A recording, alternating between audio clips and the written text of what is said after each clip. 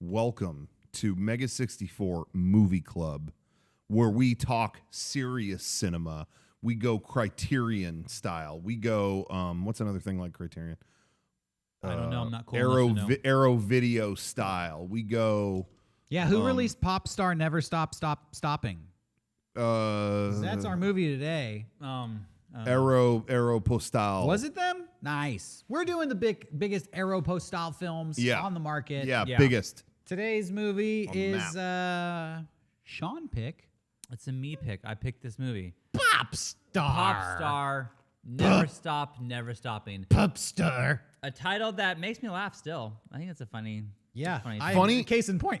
Popstar. It never fails. Wow, that was weak, dude. I lost a little respect for you there. Sorry. Never stop, never stopping. I would actually. I'm going to start right here. I'll argue against the title because I remember when this came out, hearing that it was a huge bomb. Yes. And everyone I talked to, because I really wanted to see it, and even I didn't make it to the theater during this. Everyone I talked to about it or asked about it, like, yo, there's a Lonely Island movie. Did you know? No one knew Popstar was that. Like, it was like, what? Yeah, I don't want to go see Popstar. That's the new Lonely Island movie. Oh, that's what that is? Everyone I know was like, I don't want to see Popstar. Yeah. I think it was too, they talked about it was sort of, this whole movie is loosely kind of parodying, we had that Justin Bieber movie that was about what was that one called? Justin Bieber, Never Say Never. Never Say Never. Is that what it was? Yeah, that's what it was. I keep wanting to say Don't Stop Believing. I looked it up. That's something else. Yeah. But I think it was maybe, I don't know if it was like too close on the heels of that or so. I don't know. But I know a lot of people that thought there was just a new documentary called Popstar coming out. And it's like, no, if you actually see a clip of it, that's not what it is. But yeah. Anyway. Interesting. That's my title. Yeah, title conversation. This movie. There's our conversation. There's the TED Talk about the title. Was a huge bomb. Yeah. The budget for this movie was $20 million, and it made worldwide $9.6. Oh, wow. I didn't know it was that bad. I mean, they didn't even make half of the money back. 20 would not be that hard to get. No, yeah, they did. And which is interesting because that's kind of what the movie's about, is dealing with a huge failure. So it's really funny. I feel like every comedy person or whatever personality that I really like, because I've always really liked the Lonely Island. Even when they got brought onto SNL, I had already been watching like shorts from their website and stuff by that. They were the first people I ever saw on YouTube. I was like, what the hell is YouTube? Why do they keep uploading here? But anyway, I've always really liked them, but I feel like there's a recurring trend throughout my life that people I look up to in comedy do stuff related to music and make a movie, and it is always a massive bomb that they have to ride the wave of stinkitude afterwards. Or, you have Weird Al and UHF and like the Tenacious D movie, and like, I don't know. I just feel like I keep seeing because that. I could see why you would produce this movie and give them money for it, because the digital shorts of them doing songs get huge. a billion views. A billion views. Yeah. Everyone wants to see that. Yeah. Well, this is a movie of that. Yeah. So this is gonna definitely make money back. It didn't. Yeah. It didn't. It just doesn't work. Yeah. I feel like it's tough. The greatest, in my opinion, comedy mockumentary of all time is Spinal Tap. Yes. And I was really looking forward to this movie as our generation's Spinal Tap. I thought the idea of taking on Justin Bieber and the pop music industry was ripe for parody, not even parody, just like a takedown. I was really excited for this movie, but then I heard mixed reviews, like it sucked. Now I've watched it. Now I'll give you my review. Yeah. I was not very impressed with Popstar. I thought it was... I feel like this movie has aged in double time. It's only 5 years old, and it feels to me like it's a decade old. So yeah, I mean, we'll talk about Popstar, but I went in super cold, and then I left super cold. I really like this movie, but I agree the connections to the music industry, that side of it, I don't care, and I probably feel the same way as you. I've just always liked these guys' sense of humor and their You know what I mean? To me, it's like the gags that exist outside of the music aspect of it, I think are really funny, you know. But it's the fact that they went in on this direction that I think held it back. Yeah. I still really like it, but that does hold it back, I think. Yeah, watching it, it's interesting because I have the song stuck in my head still. And I do think the songs are funny. Yeah. But yeah, it's just like, oh, Jarek disagrees. It's okay. It's okay. But like, I just feel like there's just like, I don't know, getting Pharrell to talk about how great this band, it's just like, I don't know. I'm not I bring it. up Spinal Tap because I think Spinal Tap works. When Sure. you talk about a mockumentary about the music industry and taking it down, I think that movie's hilarious. Yeah. I felt like this movie, maybe people will disagree with me, lacked heart. I feel like these characters there was nothing likable about them at the end of the day. And then the movie was almost too goofy. I feel like this movie could have been salvaged if it had a little bit more heart and a little bit more weight to it. Sure. And if the comedy was less, honestly, I feel like the comedy was kind of like low-hanging fruit. I feel like, I'm aware of Justin Bieber, so let's make fun of Justin Bieber. And it never kind of went beyond that. Yeah. A lot of it felt like really long SNL skits to me, but I will say there were parts of this movie that had me laughing my ass off. Unfortunately, it was never when anybody from Lonely Island was on screen. Oh, yeah. But there were reoccurring scenes where they were making fun of TMZ where I was dying. Those are my favorite parts of the movie. I am total opposite. I don't think those parts are that funny. And I think I thought those were the highlights of the film. Yeah, I don't know. I feel like TMZ. I don't know. That's really interesting. I feel like that's been done. Whereas I think for me, what it is, I really like the three main guys' personalities. I just think they're It's inherently been done because Popstar did it 6 years ago. Yeah, but I'm just saying prior to that. I think their personalities are really good. I think I don't know. I've always enjoyed just watching them do stuff. I think I get a kick out of them. Sean, I've always thought like Akiva in the group has a lot of the same kind of mannerisms you do, and that always made me laugh when he's like showing off the like stuff that he whittled or whatever, and he's like made a mask here, still me. Right. They always like strike me as things you would do, and I don't know. I don't know. I've just always enjoyed their personalities, and for me, I think that's what makes this movie. I don't care about the pop related stuff. I agree that Spinal Tap does a way better job at like actually targeting a music industry. This doesn't do that. To me, it was like, look who we got to be in this movie. A lot of it. Yeah. And it's like, I got confused, honestly, because they had so many celebrity cameos, but then they had like, oh, wait, Sarah Silverman. Oh, Sarah Silverman's not herself. Okay, wait a minute. Like I was getting confused because there was like everyone was. I don't know. It was just there was 1,000 cameos. I couldn't figure out who was a cameo, who was acting in the movie. But honestly, I looked forward to those parts because, again, those ended up being the funniest parts. I feel like Bill Hader is in this movie for 2 minutes. Bill Hader was funny. And steals the whole show. He's probably the funniest character in the whole movie. That's so funny.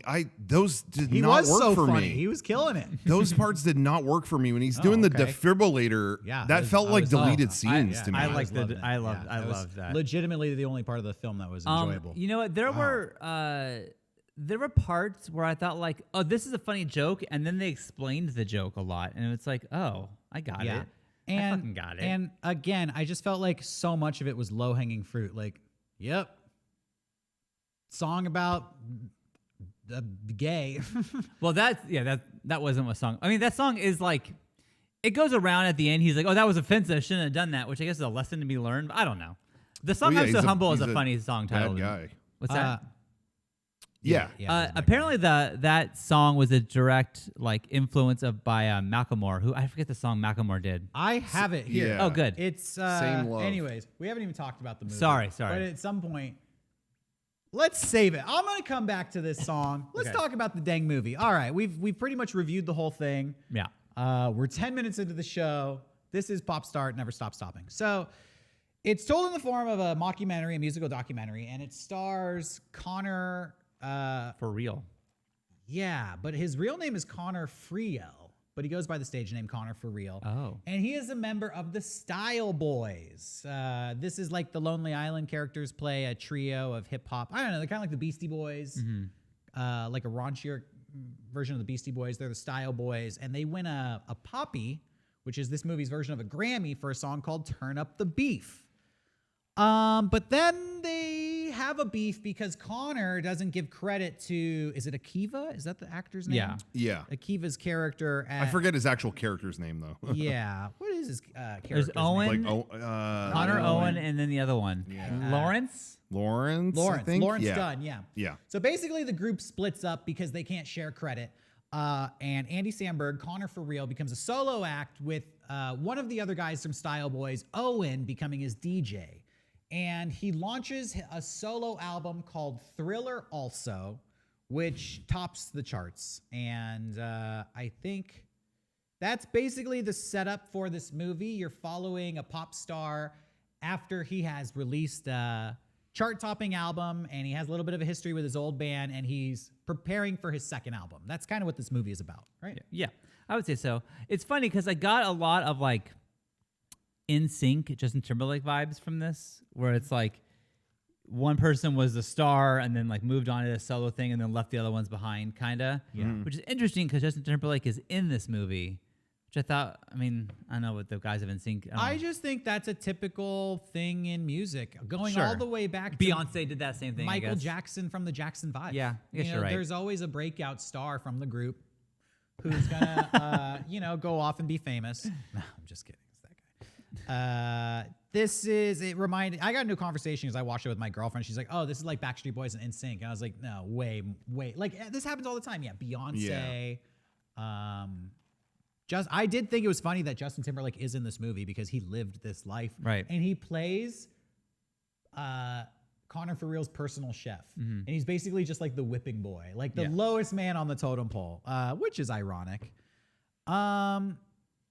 So the second album, the sophomore album that they're preparing for, is called Conquest, and basically Connor for real wants to use every producer in the world, and basically he's changing his formula. What made him famous was using the music that his friends were making and all writing it together, and now he's outsourcing it. And I think he does, is it Pink that he does a duet with? Yeah. For this song. What was the song called? It's the song we talked Equal about. Rights. Yeah, Equal Rights. And it's a song about how he really supports gay people, but he keeps saying, "I'm straight" throughout the whole thing. Now, apparently, this is a parody of a Macklemore song called Same Love, which I looked up, and it is so... This is not even a parody. They just took this song and put it in the movie. Yeah. I have the lyrics I have some of the lyrics from Macklemore's song, Same Love. I'm going to read them to you. Yeah, read them to me. The song starts with, "When I was in third grade, I thought that I was gay because I could draw. My uncle was, and I kept my room straight. I told my mom, tears rushing down my face. She's like, 'Ben, you've loved girls since before pre-K.' Trippin', yeah, I guess she had a point, didn't she? A bunch of stereotypes all in my head. I remember doing the math like, yeah, I'm good at Little League." This is like the song. What? Yeah. What? The song, Macklemore's song goes on. These are later lyrics in the song. We just lost the light, but that's okay. Oh, it's back. Oh, No, I'll fix it. Go. we gotta play Rocco's this dying here. watch this. He's gonna fix it. In the same song, Macklemore sings, "If I was gay, I would think hip hop hates me. Have you read the YouTube comments lately? Man, that's gay gets dropped on the daily. We've become so numb to what we're saying. Our culture founded from oppression. Yeah, we don't have acceptance.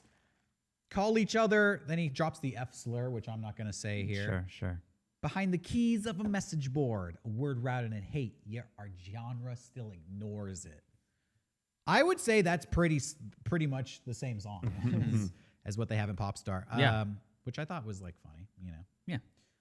Anyways, that's a little Macklemore trivia for you. Equal Rights by Macklemore. No, that's Same Love. Equal Rights was the one in the movie. Right. Anyways, Connor begins his tour promoting his second album. The album is getting really bad reviews, and the tour isn't selling really well. And so you kind of start to see the downfall of the pop star. Yeah. I will say there are some people in this movie that I thought Justin Timberlake was almost funny, but It kills me because I feel like he's being so wacky and silly. It's like if he just Yeah. toned it down just a little bit, you would have been like really great. Yeah. I love Tim Meadows in this movie. And that's what I was gonna bring up. Yeah. I was so happy, pleasantly surprised to see Tim Meadows. I love Tim Meadows. Again, everybody, not the Lonely Island, had me cracking up. Tim Meadows used to be in the band Tony, but he was the fourth Tony. And he does this bit where it's like, yeah, they all wanted exclamation points, but I wanted a question mark. So it'd be Tony.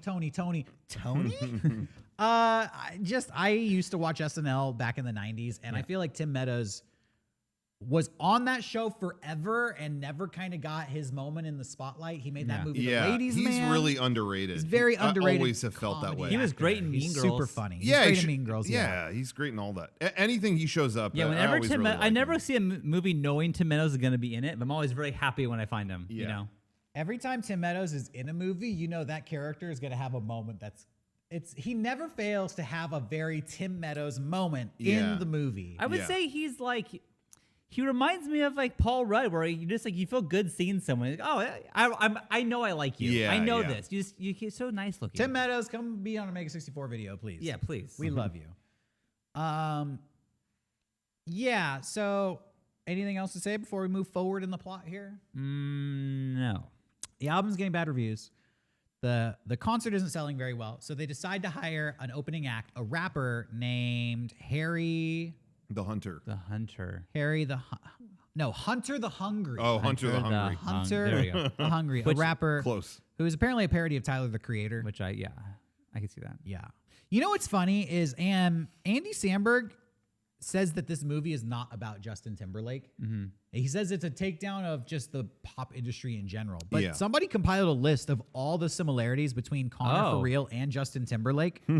I thought this was interesting. Connor has a turtle. Justin Bieber has a pet monkey, both exotic pets. Both of them have scenes where they are like chasing down aggressively, like paparazzi for recording them, like a famous aggressive moment with the paparazzi. There's an Anne Frank controversy in the movie. That I did catch. And Justin Bieber had an Anne Frank I didn't even think controversy about that. where he once said that he hoped Anne Frank would be a believer. He wrote it in her like you go to the house, you can write in like this like the guest book. and he wrote that. Hope you would have been a believer. There is a scene of Connor playing the drums as a baby. Apparently, Justin Bieber's movie has a similar scene of him playing drums as a baby. Connor has like a similar tattoo layout. Character design to Justin Bieber, and then the movie Never Stop Never Stopping mirrors Justin Bieber's Never Say Never. Yeah. Despite all this, Andy Samberg says the movie is not about Justin Bieber. This is a coincidence. I just want to get sued. It's just a coincidence. Yeah, really. So they hire Hunter the Hungry, and Connor gets talked into playing some of his old Style Boys songs. Which get him a little bit of exposure and pop. I think he goes on the Tonight Show, plays, what's the name of the song? Dookie? Donkey Roll. I keep wanting to say Dookie Rope. Yeah, because our friends wrote a song called yeah. Dookie Rope. Yeah. And this is basically the same thing. It's Donkey Roll. Yeah. And then he kind of does a series of publicity stunts to get attention for his show. So he starts doing like new gimmicks. He gives his DJ a robot mask, and he invents this magic trick where he's gonna switch costumes quickly on stage behind a curtain, and he has to. It's I don't know. There's this gag where it's gonna snag on his penis, so he has to like tuck his penis. And then there's this whole bit where there's a wardrobe malfunction, and I don't know how you guys felt about this part, but basically Andy Samberg is caught on stage naked with his penis tucked back, and everybody's like making fun of him. Like, dude, where's your dick? This goes on this is like a hinge point of the film. Right. Thoughts? I mean, I don't know. It was stupid. The whole thing is stupid, but like you're laughing at it. Like there's a lot of penis jokes in this movie. You're not going to believe it, but there is. You see a penis. Very detailed and up close for a very long time. Yeah. I forgot about that. I forgot. Which that part is funny, but longer than I think I've ever seen a penis in a movie before. That could be the record holder. Like, it's just a dick. I got some movies to show you. Okay, I'll blow your mind. Fair enough. You know, like I don't know. I don't know. I still like am not sure about how I felt with this movie because I'm laughing throughout the movie, but I'm not laughing like consistently. It's like, oh, that was a funny line. You know, that was my part. I felt like the crux of the Connor character and humor was a lot of like dick and fart jokes set to music. That's why I enjoyed these scenes with other comedic actors. They were never tapping into that level, and it was always something weird and different. So I know it wasn't for you, but like the TMZ parts, I just like the gimmick they're doing with they all have cups, and Will Arnett has like 5 cups taped together. Or they're trying to do a TMZ report, but they just keep repeating the same word and laughing back to each other. I mean, that stuff was cracking me up. They even got people to do things that I was like surprised. Like when he, at one point, Connor, because of the bad publicity with his dick not being there, gets engaged to his girlfriend. That's the next part of the movie. Okay. Yeah, to kind of distract from that bad moment, he does a new publicity stunt. I'm going to propose to my girlfriend live on TV. And so he's doing it, and there's like Seal is there singing. Yeah. And it's a whole thing, and there's like wolves. I think the setup for that part is hilarious because I really love their interview where they're talking about how like this is going to put them in a new light and it's going to do all kinds of good for them and his image, and also he really likes her. Yeah. I thought, there's lots of little subtle things like that so that many I think are funny. lines like that made me laugh, like funny little bits. And I love the Lonely Island guys. Yeah. Like, I do.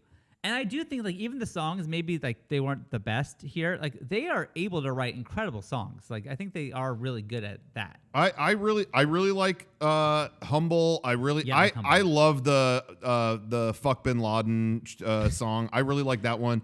There's a bunch of songs in this movie, and I say this as I've always really liked them. I was getting a little tired of their songs with the album that came out before this movie. I thought like, okay, they're a little bit spinning their wheels. I like a handful of the ones in this movie. I do think someone pointed out something to me about the songs in this movie, and it made me like, do you remember when South Park did that episode about Family Guy?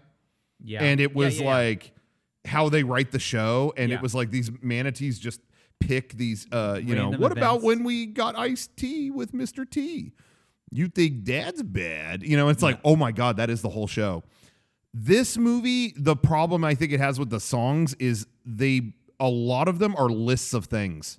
Yes. And once someone told me that, I was like, oh yeah, that's true. I do think it's funny when they show, I think, was it Lawrence? Is that his name? Yeah. Akiva's character. I do think his shitty single he tried to do is really funny, the Things in My Jeep. Mm-hmm. But again, that's like one of a bunch of songs that are just like lists of things. And they do it a ton in this movie. So that was one weakness for me. But the handful that I like, I do think are good. That was where I kind of felt like this started feeling like an extended SNL bit. Mm-hmm. Like, Things in My Jeep. Whatever. Yeah. But my point that I was bringing up with Seal is like, at one point he punches a wolf. Like, I've done this before, and it's like, oh, that's how you got those scars. He's like, yeah, that's how I got these scars. Like, yeah, I didn't need to say it. Yeah, that's the fact that I got Seal to say that was kind of funny. Like, I don't know. Yeah, I don't know, kind of. Yeah. Anyways, so he proposes to his girlfriend, but a pack of wolves mauls everybody. And his girlfriend breaks up with him and starts dating Seal. Owen, the DJ, tries to like reunite the Style Boys, but it doesn't work out. And, Hunter, basically everything starts collapsing around for him. What? I just thought of a fucking part in the movie that made me laugh. Like, out of nowhere. Go ahead. In this Share thing. it, But please. it's a little bit later. But he's surrounded by yes men, as all these pop people are. And so at one point he makes them pancakes and then tells Filled with shit. Yeah. Dog shit. Which that part, whatever, not that funny. The scene is okay. Yorma gets fucking pissed and leaves, and the other guy's like, whatever. And that pans over to this woman who's just eating the pancakes, like reading her phone. And then just Andy Samberg's like he just said there's shit in there, and like she's not even like paying attention and just is eating the pancakes. That made me laugh then and just now. Yeah. That is like, there's funny little moments in this. This movie hits everybody a different way. It does. I feel like all three of us watched it and walked away with different parts that we enjoyed. Sure. Which, maybe is a testament to this movie, and it should have been a bigger hit than it was. or not, or we were all disappointed, but pulled something out of it that we could salvage or something. Essentially, I guess towards the end of the movie, everything starts falling apart. His tour starts to get overshadowed by Hunter the Hungry. This is so stupid, but I did like the scene where Hunter the Hungry was the main guy who had been making fun of him for his wardrobe malfunction. And later on, they get into a fight and he just whispers, "It was me," that he orchestrated. I just like that delivery of that line. But, I feel like the end of this movie, it kind of just dovetails into wrapping it all up. Mm-hmm. Everything falls apart, and then he kind of has to get it all back together by the end of the movie. Yeah. He feuds with Tim Meadows, his manager. He feuds with Owen, his DJ. He feeds him a shit pancake. His turtle dies. His girlfriend leaves him, and he's all alone. I'm trying to remember, what causes his change of heart. It's not like it's a dramatic movie. I think he and Sarah Silverman watched, his birthday video, and it was my mom gave me that tortoise or turtle, whatever. And then he realizes that it was his friends who gave it to them. Oh, yeah. To him. And then that kind of Then he goes to see Owen's show and he's like, "Oh, the music's really good, but the vocals suck." He starts realizing we could use each other. He goes and he apologizes to Lawrence. I should have given you credit for writing that song, when the Style Boys broke up. And basically the Style Boys and Connor For Real, the climax of the film is they get booked on The Tonight Show and they're going to perform one Style Boys song and one Connor For Real song. Also, I've skipped over the part where they find out that Lawrence has a marijuana farm in Colorado and a music studio, and they just smoke a bunch of weed and write the world's greatest song. Yeah. Right? Yeah. So they're on The Tonight Show, and it's like, which song are you going to play? They were going to play both, but then the time slot gets shortened, so he can only play one. And Andy Samberg, Connor For Real, has a moral decision. Am I going to be selfish, or am I going to go with my friends? And ladies and gentlemen, he went with his friends, and the Style Boys reunite, and they play a song featuring Michael Bolton. Yeah.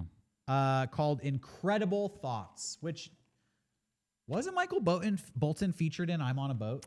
No, he was in Jack Sparrow. Jack Sparrow. Yeah. Jack Sparrow. I feel like you get to use Michael Bolton once, and you already used him. When he showed up in this movie, I was like, didn't you already do this? I think that was more for he was such a big part of Lonely Island's whole. I think this movie tried to touch on everything that fans loved in their library. You know what I mean? So them getting him to show up, it was almost like it felt like one of their friends showed up. But that song is whatever. I was just gonna say a couple things leading up to that though. When Connor goes to I keep forgetting Owen's show. Yeah. Owen is the DJ, right? Yeah. Yorma's character. Yeah, right. When he goes to that show, he goes in makeup so that no one will recognize him. And from what I understand, they improvised lines in that scene, and he just has his makeup looks. He has a false chin, a false nose, and false. I think eyebrows. He looks like Jason Sudeikis. Yeah, and Jason Segel. Jason Segel, and right. Sarah Silverman just hits him with, "You look like Nazi propaganda." That cracked me up so bad, and I guess I think she improvised that on set, and they left it in. I thought that was funny. But anyway, I lost my train of thought after that. They go to the show. The gag that I really love when he's trying to. I love the gag when he's trying to decide if he's going to play his own song or play with his friends. The assistant director backstage tells him that, and then he has a moment to think about it. And I love that she's narrating it the whole time because she's on the phone with the producers. Okay, he's thinking about it. He's getting really pensive. He's having a decision to make. Yeah. He's really sweating right now. He's going to come up. I don't know. He has a longing look in his eye, which makes you think he's going to go with his friends. Oh, wait, he's looking back at me. Maybe he's changed his mind. I thought that was a great gag. That was funny. Yeah. There was very funny moments. There's a part in this which is so stupid. I felt bad I even laughed at it. Where Tim Meadows is talking to him. It's I just need 10 seconds. And then he's like, that's a third of the time it takes to get to Mars. That's all they needed. But then then Tim Meadows goes, wait, that's just the name of the band. That's not actually how long it takes to get to Mars. Oh, no, I got that. I had it. I think he literally says 30 seconds to Mars is only a band. Right. And it's yo, I figured out what you did. And that was funny. And now you just ruined the joke. You're good. Yeah, I had it. Thank you. Yeah. Anyways, stuff like that. Well, Incredible Thoughts with Michael Bolton is how the film ends. Yeah. And he gets a new baby turtle named Maximus. Actually, this is how the film ends. Connor says that he's like giving some interview and then a wolf mauls him. Oh yeah. Right at the very end, he gets mauled by a wolf. Which True. I think we thought of doing that in a video like when we were in high school. We're like, Yeah. that'd be so funny if you just end a movie with a guy getting mauled by wolves. And they did it. They did it. Yeah. You know, I think that for me, and I know I'm the minority here. I don't know if I'm a Lonely Island fan. Okay. Just flat out. I mean, I don't know if I've ever enjoyed any of their specials or albums, like really ever. I think I kind of like the movie Hot Rod, but I never saw that. I don't even know if, I don't even think they wrote that, you know? I think that's just a script they made. Yeah, they doctored it for their own. It was a script that had been going around for years. They made it like their own thing or whatever. But yeah, I kind of like it's been a long time since I've seen Hot Rod. I think I like it. I just feel like their sense of humor is made just not be for me. I just don't know if I'm on the same wavelength as the Lonely Island dudes, personally. Yeah. Yeah, I just feel like this movie relied so much on the cameos they got, where it's like they focused so much time on that, and it's like, oh, I got it. Like they kept going back to the same like, and I kept thinking like of the behind the scenes of like they had like God, I can't think of it. I can't think of anyone that they got in this fucking movie. Khaled, is that his name? What's DJ the Khaled. They got him. They got Nas. Okay, they got, let's just say DJ Khaled. 50 Cent. They kept going back, and it's like clearly they had DJ Khaled for 10 minutes, like we would do with when we get Kojima or whatever, and they just film all the things they needed to say and then move on. And it's like, yo, like I know what you did, and like I don't know, just stop going back to him. Like I don't need Simon Cowell in this movie. I don't need that. The problem with the cameos is that all those musicians are such bad actors. The cameos feel so fake because they're like, you know, John Legend. Oh man, when I think of greatest musician of all time, Connor for real and the Style Boys. You know, it's like, yep, believable. Yeah. But some of them did make me laugh. I thought him doing the Equal Rights song and it immediately cutting to Ringo Starr going, he thinks gay marriage is not allowed. It's allowed now. It's fine. You know, that was funny. I thought there were a bunch that were funny. Maybe initially some of them they do repeat, and I'm like, all right. Yeah, because they used Ringo once. Yeah. But if they kept going back to Ringo, like, oh, he's great. Yeah, it's like, got it. No, I got it. Ringo's the best cameo. Yeah. No as shit. always. Yeah. So yeah, I mean, overall, you know, it's a good movie to see once, maybe, but like, I don't. I mean, I laughed throughout the whole thing, but I don't think I would ever like recommend this movie to anyone. You know? You want to give us some popcorn shakes? Sure. Well, I picked it, so I'll go first. I'm gonna give it 2 shakes. You know, it could have been better. It could have been better, but you know, I think the songs were written well. It's just, you know, too many cameos. I am also going to give it 2 shakes. I didn't really enjoy it, but it wasn't the worst piece of garbage I've ever seen. You know, and there were, like I said, there were quite a few funny moments in it, sprinkled throughout. So generally, throughout the course of the movie, I didn't go too long without getting a laugh in. So, 2 shakes. I really like this movie. I feel like the production of it is really great, and I like their music. Aside from the stuff that I mentioned, the formula they kind of fall into. I had been feeling like their music was kind of getting that way even before this movie. But I think the difference here between me and you guys, I think, you know, again, I would say most of the time, comedy movies leave me out in the cold. I just don't typically care. I don't know what it is about comedy movies. I normally just don't. Mm-hmm. I think what I look for, I realized it during rewatching this. What I look for in comedy movies, or what I'm drawn to, and it makes me like it, really, it's personality driven. You know what I mean? Like Jackass. I think if another group was doing that, or let's say they were doing a group that I'd never seen before was doing the same stunts. Yeah, I think I'd be like, yeah, I'm good. They're hurting themselves. Got it. You know, right. You know what I mean? Likewise, UHF. I mean, that is not like a great script by any stretch of the imagination. But I love Weird Al. You know what I mean? And I think his personality makes that movie glow to me. Like, that's why I enjoy watching it. And that's where I am with this. I've always really liked the Lonely Island guys. I always loved that this was just a group making dumb stuff on YouTube, and they found other ways to grow. And but I've always liked just their personalities, and that's what makes me really like this movie. To me, I think it's well executed, and the production of the songs is so good, and they're all really catchy.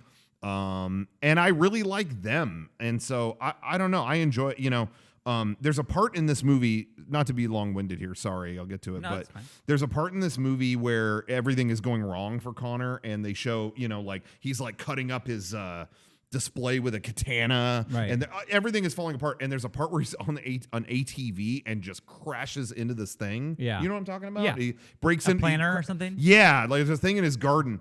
That is footage from Hot Rod that they never used. It was an outtake. The thing went out of control and broke a bunch of shit, and they never used it. So they actually were like, "Can we buy that footage off of the studio?" And they did, and put that in that. Oh wow!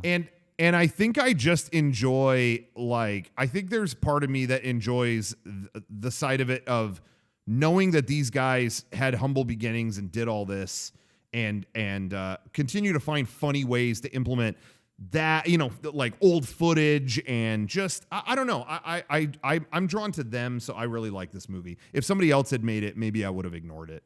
So I'm going to give it a 4. I really like this movie. I think it has the aspects of comedy that I look for in terms of being personality driven. Do you know who produced the music, Rocco? I know a few of the songs were done by Greg Kurstin. That's it, yeah. Who was in The Bird and the Bee, and then like the same year that this came out, or within a year of this coming out, he won like best producer, all this stuff for the Adele album. Ever since he won that Adele thing, now he does like everyone, like Paul McCartney. Yeah. So he did this shit and then did Adele. And won everything. There you go. Which is kind of funny, but anyway. Yeah. Well, there you go, Rocco. I believe you have the next pick. Mm-hmm. Yeah. So next week we're going to keep, last week, before this we did Police Story, then we did Popstar. We're going in alphabetical order. I'm going to do a classic film. Now you're thinking, okay, when I say King Kong, you're thinking, oh yeah, classic, revolutionary effects. So we're doing King Kong? No. Oh. Well, not the first King Kong. Oh. They remade King Kong in the 70s. So we're doing that one? Yes. Oh. I have no recollection. I remember seeing it when I was a kid and I was terrified. King Kong. But is the remake of King Kong, the first one everyone can talk about, film classic and da-da-da-da-da. Is the 70s one good? I saw the Jack Black one. Yeah. I didn't like it very much, though. The 70s one I think is the only one I've actually really... Well, I saw the Jack Black one, but as a kid, I only saw the 70s one. Same here. And I actually had to ask... I remember I saw that at like my grandma's house, and I was like, "What's the original one?" And then they showed me that, and I really liked it. But the 70s one was the one that was always around as a kid. I don't know if it was actually good or not. I want to rewatch it now and see, is that version good. So 70s, we're gonna do King Kong. We're doing King Kong from 1970 something. Yes. The King Kong remake. Yes. LMNOP. We don't even know who made it, what year it came out. I think a gorilla's in it. I don't think Jack Black's in it. Isn't it like it's not Dino De Laurentiis, is it? No, who did that? I'm thinking of George Lucas, maybe? I don't know if I even knew there was a 70s King Kong, so don't ask me. I have no idea. You get ready. You're Jeff Bridges. Jeff Bridges in this? Sean, I don't know if you know this, and I don't know if Rocco knows this, but he has a secret sweet spot in his heart for movies with gorillas in them. I did not know that. Yeah. Ape movies. Okay, Planet of the Apes. This guy's all about it. Yeah. Planet of the Apes. Planet of the Apes. The Planet of the Apes remakes with James Franco. Mm-hmm. King Kong. Yeah. Star Wars. I bet he would love the movie Congo if we ever watch it. Yeah. Mighty Joe Young. Rocco can't stop talking about Mighty Joe Young. I bet he would love Mighty Joe Young. Yeah, huge Mighty Joe Young nut. Have you seen it? Because you probably love it. No, I'm just scared how much I'll love it that I stay away. I don't want to get addicted. He's joking, but that's for real. Yeah. You're going to see how much he loves monkey movies next week because we're watching King Kong. A little bit of monkey business. Can we watch Ed? What? Isn't that I think that was a Matthew McConaughey movie. No, I thought Matt LeBlanc. What's the Matt LeBlanc one? When